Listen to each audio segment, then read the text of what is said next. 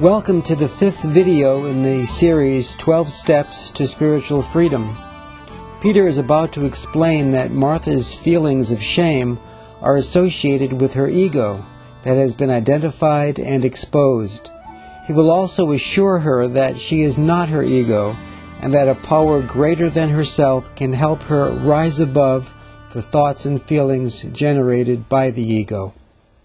Yeah, so all this is in the name of I want to get Duncan a present. He didn't react, now I want to kill him. So that's how we can tell the nature of the ego-based love. If it doesn't get gratified or it's opposed, it'll turn to its opposite. Real love will never turn to its opposite. That's why Jesus Christ in the crucifixion never became angry, because love cannot become angry. It's love. You better say that again. Okay. Well, ego-based ego-based love counterfeits love. The way you can tell it's not love is if it's opposed or if it's not gratified, it will turn to its opposite. So going from, honey, I would like to, make love to you tonight because I love you so much, I'll have a headache, it goes to, you never want to do anything for me. That's how you can tell it's not true love. This is sounding not so good.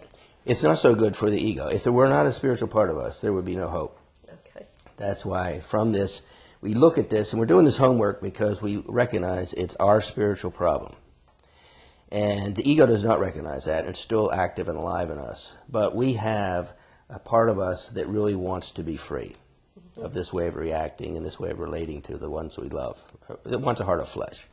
So we go from here to step 2. It's a spiritual program. So step 2 says, do you believe there's a power great enough, not you, not your ego, a power great enough that could relieve you of thinking these thoughts and feeling these feelings? So we could spend a lot of time on it. I'm not going to, but do you believe there's a power great enough that could relieve you of thinking these thoughts and these feelings? So it's very particular. It's not, can God save you and make you a nice person? Do you think God can relieve you of these thoughts and these feelings in this situation? Your ego is not going to become a nice ego. We are in the process of deflating the ego and giving you a heart of flesh from your higher power, from God. Step 3 is, would you be willing to give all these thoughts and all these feelings, would you be willing to surrender them and the situation, the present giving situation, and Duncan, and your marriage, your entire life and will, would you be willing to give all of this over to the God of your understanding and let go of you trying to manage the situation? Yes. Okay, good. Step 4, which is also a sheet we have, which really breaks it down. And what we're trying to do is actually take a look at what's the cause of the problem. The ego says it's Duncan. Spiritual program, 12-step program, says no, it's you're selfish. So let's find exactly the concerns of yourself, your ego concerns, that have been threatened and have been producing these thoughts and these feelings. So the sheet basically, which can be shown to you on the video, column 1 is I'm resentful at who? In this case. Duncan. And then it says the trigger, and you ask the question again from step 1, what did he do or say?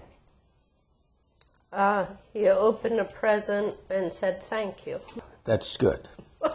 Often in step 2, there is something that actually appears as if it could be a cause. The guy bumped into my car and drove off without stopping.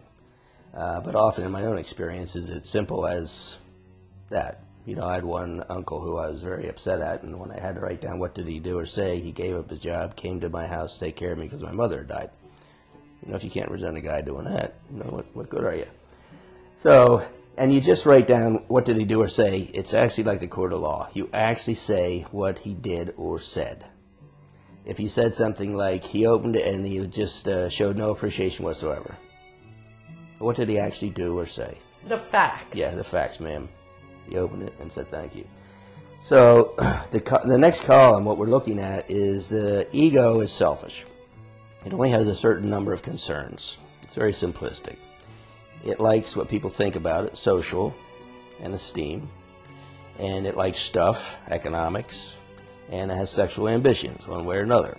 So when someone says something like that, look at, well, where was my ego's response? What was threatened?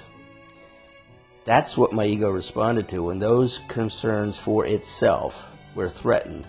it produced these thoughts and these feelings that intervened between me and my husband.